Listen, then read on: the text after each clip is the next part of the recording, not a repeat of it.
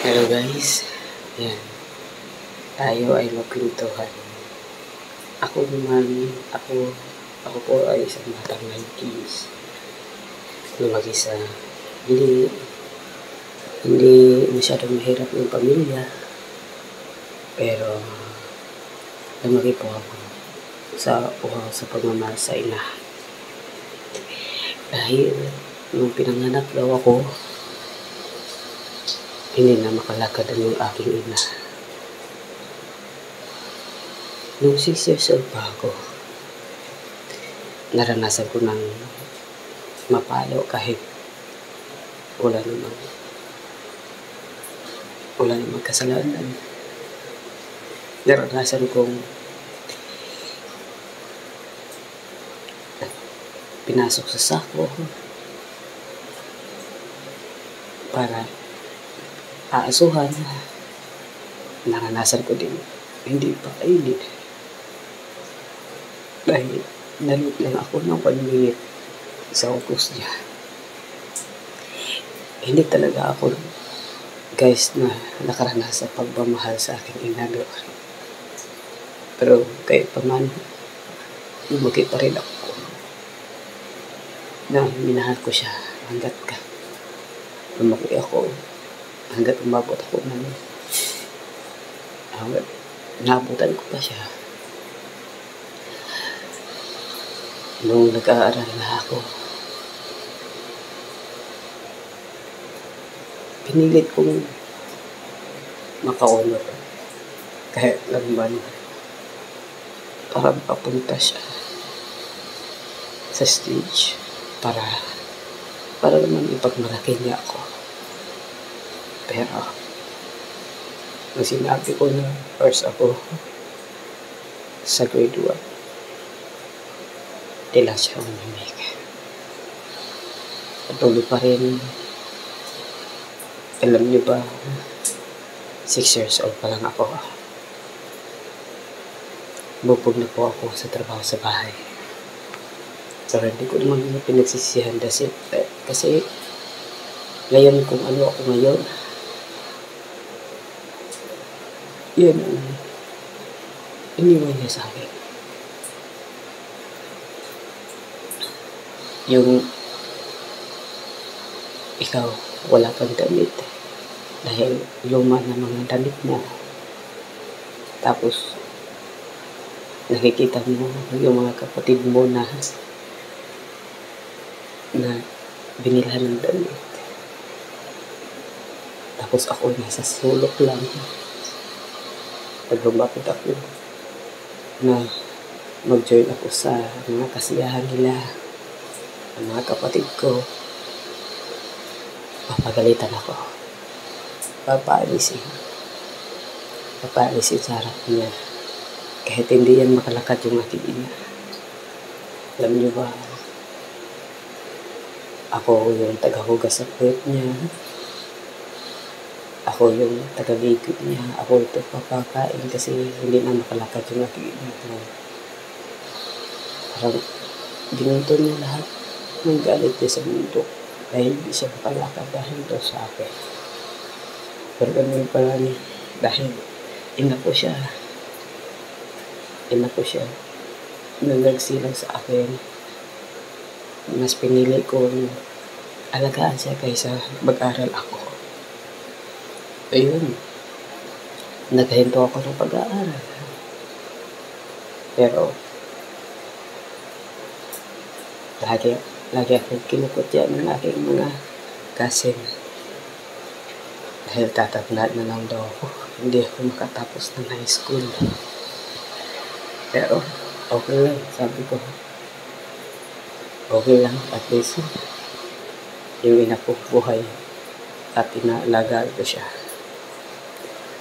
Kahit hindi yan makalakad yung aking ina, malaki pa rin yung respeto ko. Ayun, pag nagsisiyahan sila, gusto kong maki-join, pero papagalitan ako bago siya matulog.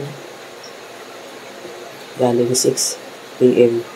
hanggang alauna na po ng madaling araw ako makatapos ng paghilot sa katawan niya.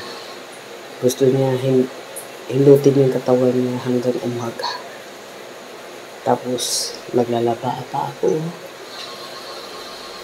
Maglaba pa ako sa amin yung mga gamitan ng kapatid ko. 5 po kasi kami.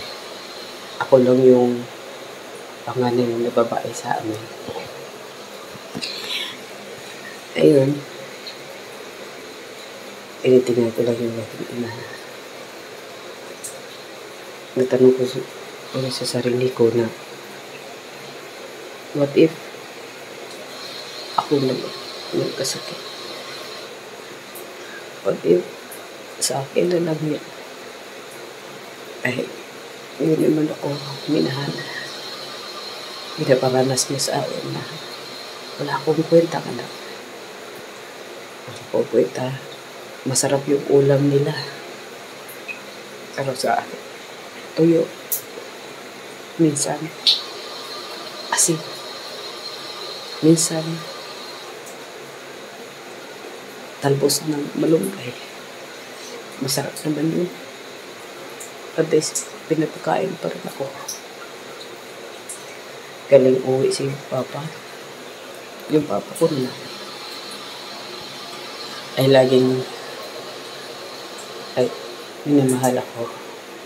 Laging sumusuporta sa akin. Pag pinapagalala ako ng mama ko, siya yung sumasandal sa akin. Sila yung mag-aaway. Pero kasi, masakit kasi. Dahil, mas yung bakit sa papa ko. Dahil, sa sarili ko, ako yung may kasalanan kung bakit hindi siya makalakad. Ako yung may kasalanan kung bakit ganyan yung buhay niya. Simula nung sinilang ako, parang mabigat na talaga yung mundo para sa akin. Minsan na, nasa may bisita yung aking mama kasi marami naman siyang kaibigan. Bumibisita sa kanya, kinukumusta siya. Pero ako, pilit niya ako papaharapin. Papatimplahin ako ng mga kung ano para may ipainom siya sa mga bisita niya. Hindi naman ako nagdikla. Sabi ng bisita niya, anak mo? Sabi niya, hindi. Katulog. Diba? Sa inyo, anak ka naman, pero pinakilala ka. Katulog ka lang anak. Hanggang lumaki ako, nandito pa rin ang bigat sa loob. Masakit. Pero, inalagaan ko pa rin siya. Kaya kayo guys, kahit anong sama ng mama o papa niyo, alagaan ko siya. Sabi sila lang bigyan ng buhay sa mundo. Kung wala sila, wala tayo dito. Kaya hanggang dito lang muna guys. Mabigat kasi loob ko. Kaya nagkwento na lang ako sa inyo. Thank you sa panonood. See you next part 2 sa aking kwento. Ang pagmamahal ng ina para sa anak.